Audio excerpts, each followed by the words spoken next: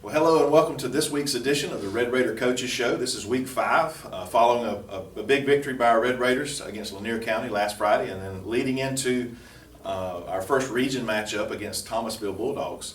I want to introduce myself as Brent Johnson, your host of the Coaches Show, along with Austin Wilder and Braden Griffiths, as they're joining us this week. I want to thank Shady Grove Church last week for providing a meal, pregame meal for our young men as they're again prepared for that game against Lanier County. And we'll just jump right into Lanier County Bulldogs. We traveled over there. It's been a couple years. Somehow we got out of the rotation. It wasn't every other year. I think it's been 3 years ago that we've been there. And Lanier came in 0-4, I believe, on their schedule, so they was hungry for a win. We came in 2-1. I talked the week before about it possibly being a trap game for us, maybe being a little overconfident going into it. That's always possible at every level from a mental standpoint from these kids, because they see the record and they see this and that and the other, and again it can be tough. And we went over there. Boy, the weather was perfect. We set up outside. You saw some of the shots we were able to do, and just one more quick plug for my crew. I've got a great 4-student crew on my broadcasting team. We carried everything with us that Friday night and did replays, had multiple camera views, some great audio. I thought it turned out pretty good, and I appreciate their effort. As we were in the visitors' stands, which is kind of cool. We're right there with the band, right there with our fans. And again, the weather was perfect for a football Friday night. Maybe 10 degrees cooler, and it would have been absolutely right. About another 2 or 3 weeks, and we'll see some of that. But traveled over to Lakeland, Georgia, and faced the Bulldogs. Coach, I felt like that was the longest first quarter I've ever been a part of. Maybe the longest game I've ever been a part of that started on time. So tell us a little bit about the mindset going into the game, and then as the game started and progressed, did it seem as slow as it did to us in the stands? Yeah. Well, the mindset going into it was exactly what you said earlier. It looked like a trap game waiting to happen, and kids they see the record, they see everything, and it's like we got to talk them out of it. Don't play as if you're playing for a state championship every Friday, and play like an SEC schedule, like Coach Dad says all the time. We treat our schedule like an SEC schedule. You can lose every week if you don't watch out. As far as the game, I agree with you. It's probably one of the longest games that haven't went into overtime that I've ever been a part of. And it has to do with a lot of passing game out of both teams, but it also had to deal with a little bit of penalties here and there, little scuffles here and there, But other than that, I think we handled everything the right way. We just gotta get it done as far as on the field first before we handle anything outside of that. Gotcha. Yeah, it was some penalties, the passing, incomplete passes. You talk about some penalties, some big penalties. I think we had 3 touchdowns taken off the board. Did I count that right? Mm-hmm. A return, and was one of them returned or both on the offensive plays? I know it was a run. One was a good punt return. That was it. And then the other 2 were offense. So that's tough. Mm-hmm. They say you could potentially call a hold on just about every play. I like to think that the referees wouldn't call a hold that has nothing to do with the play, but on occasion maybe they do. It was difficult for us to see everything, even us in the stands, the level we were at.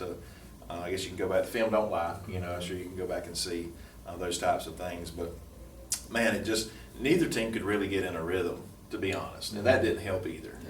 And when you slow things down like that, it was just. It was just a really long first quarter, long half, a 2-hour half, a little over 2 hours. Before we got to the third quarter, it was 2.5 with halftime, so it was crazy. But talk to me from the defensive side of the ball. Once again, our defense, they stood strong. For 3 quarters, we held them basically to 8 points, and then we gave up a play or two. Their quarterback was very active, best player on the field for them. Obviously, he had some wheels. He could spin it. He could throw that ball nice and tight for 25, 30 yards, and again he was able to make some plays. So from a defensive what stood out to you overall, and just talk to us a little bit about that. Defensively, going to the game, we knew that he was their guy. We knew that they wanted to give him the ball. He's going to touch the ball every play. I mean, whether it's passing or running the ball, they wanted to give it to him. So that was, we were feeling them out at first because we didn't really know what exactly they wanted to do. People that are 0-4, you think they're going to go around slinging the rock, or they may stick to a normal game plan. But we knew that he was going to get the ball in his hands and he was going to try to make something happen. That first drive, he got out on us a little bit.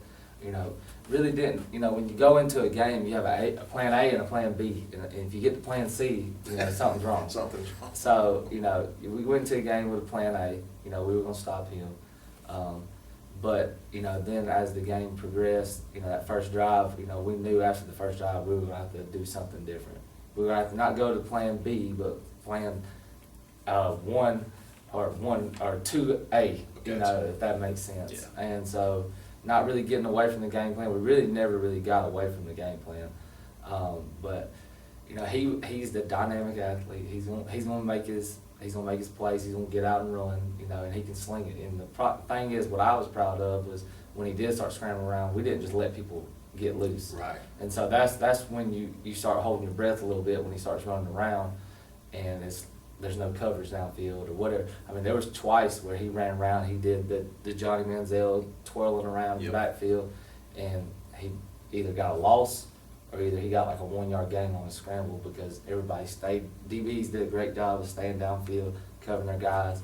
Linebackers, D-line, we try to corral them as much as we can. And that's the thing with him, with guys like that is, yes, you can preach all week, we're going to corral him, we're going to contain him, whatever. But the guy's going to make a play. Yeah. You just got to make sure you're there when he gets out of all of it. That's right. And so, we had people like, Jalen Marion was a pivotal product of that whole game. He was player of the game, I think. Yeah, Farm Bureau's player of the game. Mm-hmm. And he did a great job of containing him. I mean, he was a spy. In that type of scenario, the linebackers got to be spies. They can't ask a D lineman or a DB to do it. Right. So, but they drove it down on us the first time, and then they got a field goal after that, and so we or not a field goal, but they drove it down on us, and going into halftime after that, we didn't want. I told them I didn't want them to score the rest of the game. The rest of the game, there shouldn't be any points on the board. If they do, you will see about it Monday at practice. So, and that's just building a standard. Sure, absolutely. And at the end, they get those 2, and that's, you don't want that, that kind of irks your nerves a little bit, but a lot of it has to do with conditioning, and a lot of it has to do with mindset.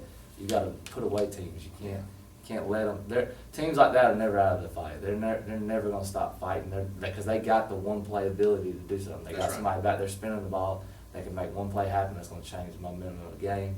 And so we have to learn that when we have them in the cage, keep them in the cage. Yeah. Don't let them out of it. So, but overall defensively, I was proud of them. We fought the whole game, fought through injury. Some of them went through injury, played through injury, and came through it victorious at the end. Yeah. At the end of the day, it felt like to me that game, it was the closest thing to a Pac-12, old school Pac-12 game I've ever seen.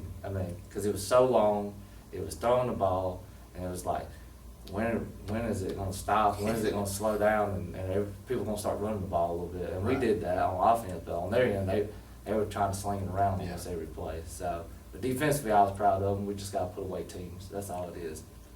Now, from an offensive standpoint, again, some penalties, but what I saw was what I've seen from the Appling game. Man, the potential that we still have on offense. Yeah. We've made some big plays throughout these first 5 or 6 games, including the preseason stuff. But we got some explosive guys, and I hope it's only a matter of time where we just really put it together. Yeah. Hopefully it'll be this week, and we'll talk about that in a few minutes. But so tell us a little bit about the high points and maybe some low points of our offensive game on last Friday. Well, the message to the offensive guys was, like you said at the beginning, forget the record, 0-4. Lanier's always scrappy. Lanier's always going to give you their best shot, and they're never going to quit. And it doesn't matter if you get up on them 80-0, they're going to play until the final whistle.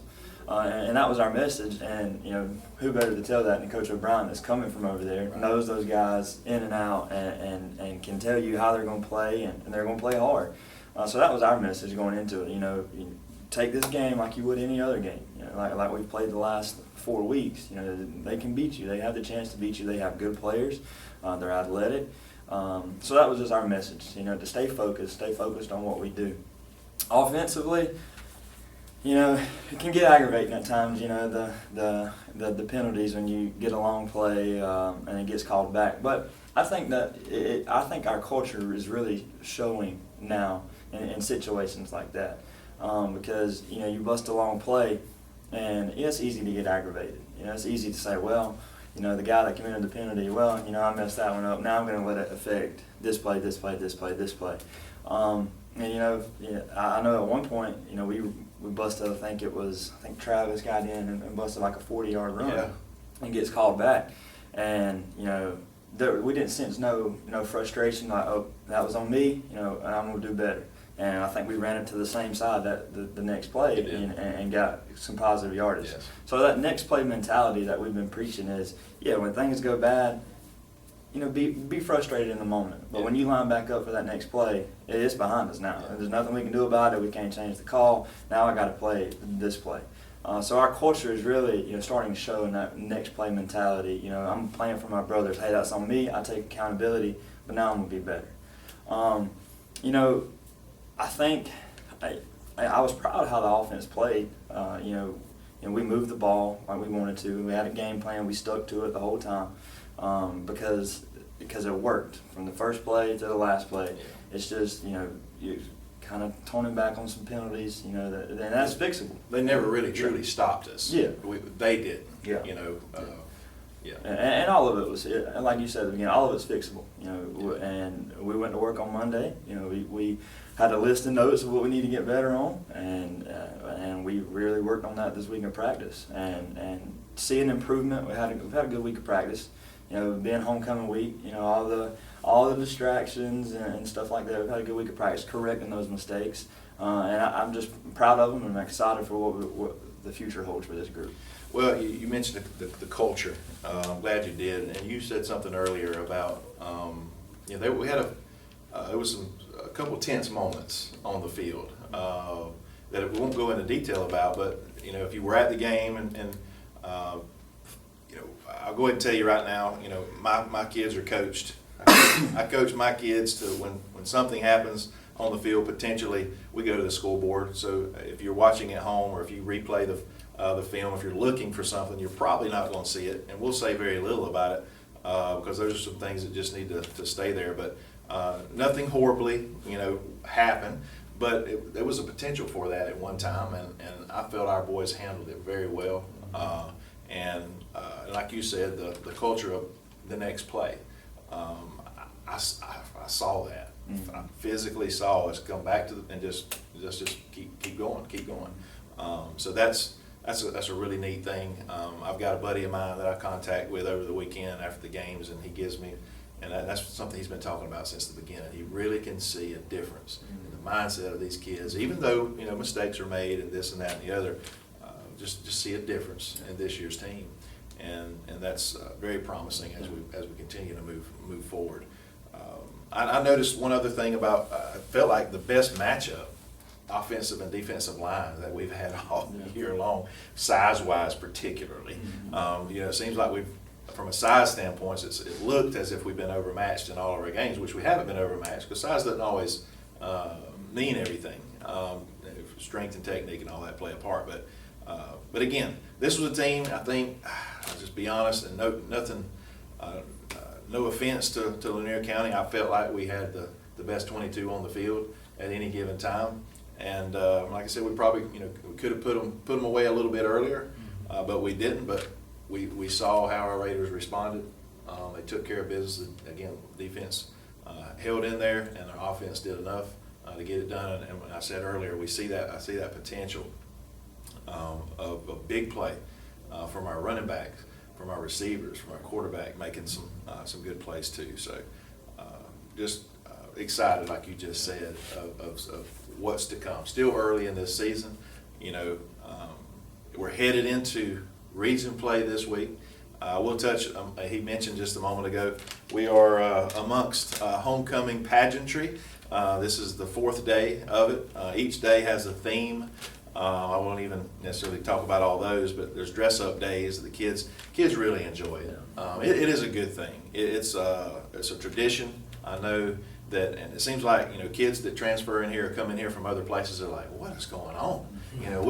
There's nothing like this, out of the state of Georgia, much less even in sometimes the surrounding counties and stuff don't quite get into it like Bacon County does. We'll have today we're recording on Thursday. The parade will be this afternoon, and then we'll have a pep rally Friday morning that'll kind of bring us all together into the gym as one to celebrate our football team, the cheerleaders, the band, again, as we head into, and it's been a while since the homecoming game has been the first game of region, which is kind of cool. Now, the team we'll be facing this week is a little bit different booger than we have faced so far. We're talking about, and some ranking systems have them at number 1, some have them at number 2, maybe even number 3, but they're definitely one of the top 5 teams in the state of Georgia in our division. And when you hear Thomas County or Thomas County Central as well, you hear Thomasville, you think of good quality football. And in years past, it seems like that's what we run into in South Georgia. They've got a history of winning, a culture of football and other sports, but Thomasville Bulldogs will be coming into town Friday night again for the first region matchup of the year, and I'm excited. I really am. I may be the ultimate optimist, and I have been probably since I've been teaching here at the high school for 17 and a half years now, and I think I have realistic expectations, but I see it. We got a team this year that, again, hadn't hit on all cylinders yet, but we got some dudes. We've got some athletes. We got some kids up front that can get it done, and we can at least scare these teams that's on our schedule over the course of the next 5 or 6 weeks. And I anticipate us doing that this Friday night. So what have y'all done this week? Anything different to prepare the boys for what's region game? It's the Bulldogs. I know and we won't go into that either, but there was a little bit of history last week or last year with this team with some craziness that happened. So what's been some of the conversations that you would share, and then in preparation, defensively for this week? Well, just speaking about before the game, leading up into this week or this whole week, is just block out the distractions. There's going to be a lot of distractions, and whether it's homecoming, whether it's the game, everything from last year, this year, which I'm good buddies with a couple of the coaches on their squad, and they said everything's good, we're good to go, it's going to be a good game, and everything like that. But defensively, what we had to prepare for, we haven't had to really prepare for it as much because we see it every day in practice. We can go against our own offense and see tempo and everything like that. But tempo, like serious tempo, like nitro, NASCAR tempo is what we had to prepare for because that's like Tennessee and Georgia this past week. Tennessee that first quarter, oh my goodness. Yes. And so that was one thing that we prepared for. We call it fastball drill, where we just line up plays, we line up formations and everything like that, and they run it. And we don't call a timeout. We don't bail them out because sometimes when you play a tempo offense, it's sometimes better not to call a timeout and slow them down because there's obviously something that's about to mess up. Somebody messes up. Right. Both sides are getting tired. Mm-hmm. So somebody's going to mess up. There's going to be something where you can gain an advantage on it. Now, and there's some times where you have to call a timeout, and so so it's preparing us for, different packages we have that we can run in, different personnel we can run in, run out, make sure you're yelling it out when you run in so we don't get 12 guys on the field. But preparing for that stuff. And like I told the coaches, if we do this, we're probably going maybe as fast or faster as what they're really lining up in tempo. Right. So when they get in the game, they're going to be like, Coach, they're not really going that fast. And so now we're prepared for the tempo. We know how to communicate in chaos is what I said. If you can communicate in chaos, when they slow it down and they're huddling up or they're getting a play from the sideline, now communication should not be a factor at all. It should be bam, bam, bam, this is what I gotta do, and let's go play the next play. But with them, it's gonna be calculated blitzes, calculated coverages, where we're gonna spin it to, what are we gonna do. Everything's gotta be calculated with them because they run RPOs. You gotta show a different picture pre-snap than it is post-snap. So, if there's a guy as an overhang and we know the guy's gonna be reading him, maybe we send him because he knows right off the hoof, I'm gonna hand it or the quarterback's gonna pull it. They got a great quarterback, they got a great running back, they got some good receivers. So, and they got an offensive line that's going to test us. So, preparing for all that this week, along with it being homecoming and everything like that, it puts a stress on it. But these kids, this team's a whole lot different than any team that I've been a part of here. They're a lot more focused. They're a lot more lazy. Not that the other teams weren't focused at all, but they're laser focused on the task at hand when they step out on the field. That's right. When they're in the school building, they love homecoming. They love their classes and everything like that.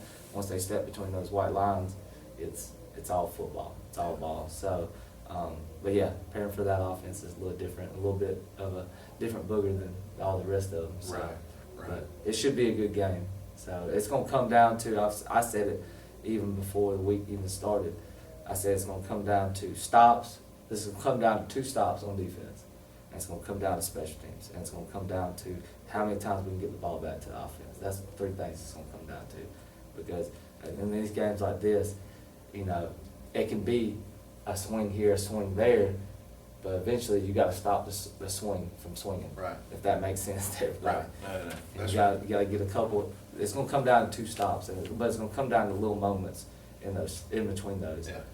Are you going to play the right coverage, play the right leverage?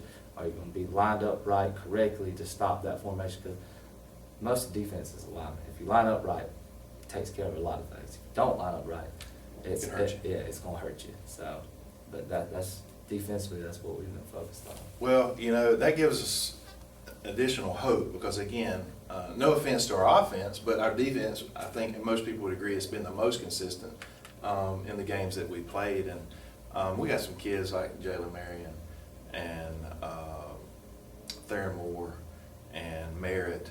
And forgive me, I shouldn't have started calling names because I won't remember all of them, but these guys just fly the ball. Now you got Sandy playing a lot on defense, Mike Dixon, and Barnes kid, Caden Barnes, man, he made a lot of plays the other night. He's just a young kid.